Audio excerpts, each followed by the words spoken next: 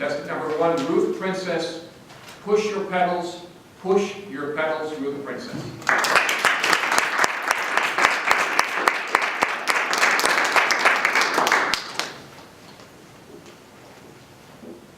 What happens when you're riding a bike and you stop pedaling? You coast for a while, then you fall. I stopped pedaling. It was September 2008. A contractor poked a hole from our attic to our bedroom and released 80 years of dust and dried up mold spores. Oh. Fellow Toastmasters, honored guests, and distinguished judges. You didn't know me back then. I was in great shape, doing 5 hours of cardio a week. My hubby and I go for a leisure bike ride. Not even a block from our home. And Kevin, I don't feel good. I'm going back to bed. Next, Chicago flash floods. We got 2.4 inches of rain. The mold count skyrocketed, including the deadly particles wafting throughout our home. Next, we got 7 inches of rain, and our basement flooded. The power went out. Our dehumidifier exploded. During this time, my hubby jetted off to work in Siberia. Seriously, Siberia. I was stuck in my own little Siberia at home. I became bedridden. The doctors couldn't find anything wrong. They sent me to a shrink who prescribed medications for depression, anxiety, and stress. My stress? The doctor's calling me crazy! I couldn't tell you if it was the multitude of medications or a colossal colony of monstrous mold growing in my upper left lung, or the 1950s basement carpeting releasing poisonous formaldehyde gas, or all three that caused me to sleep constantly.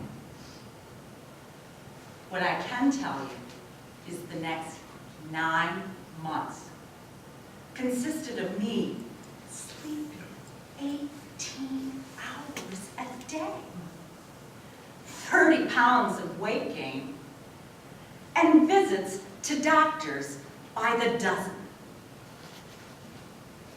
I wasn't going to waste my life in bed. I used that time to write a novel, Love and Crazy, based on my dreams. It's amazing how your subconscious speaks to you. I think it was my little Greek grandma who spoke from the beyond. She always served dandelion tea whenever anyone was sick. My favorite section of the book, Chapter 3, Mom. 2 little girls blowing dandelion puffballs over a fence where a neighbor is spraying Roundup. Amy, are you crazy? Stop your girls from spreading those weeds! Are you crazy? Yeah, I'm crazy. I'm nuts. I live in a mental institution. But I'm not as crazy as you are, polluting your body with toxic chemicals to kill a flower with healing powers. I took Grandma's advice. I got off all my medications. I started eating organic, apple, broccoli, chicken. I stopped drinking everything bad for you, artificial sweeteners, booze, and caffeine. Have any of you ever tasted dandelion tea? I went to the ocean away from the big city pollution, where I could breathe fresh air. I knew I had to push myself. I got on a bike and pushed. May 19th, 2009. Riding the bike. Must push myself. And just like Grandma's old car with a gummed up engine, you step on the gas pedal and it coughs. You keep your foot on that pedal until it spits out all the gum and begins to purr. I pushed that bike pedal and pushed it. I could breathe as quickly as I had gotten sick 9 months earlier. It was gone. I felt like I did the day before the contractor came into our home. What would have happened if I had pushed myself the first time I couldn't breathe while riding the bike, instead of going back to bed? I wouldn't have written a novel, but I also wouldn't have written a novel if I hadn't pushed the pen as my pedal. When you fall, how will you get back on that bike and push?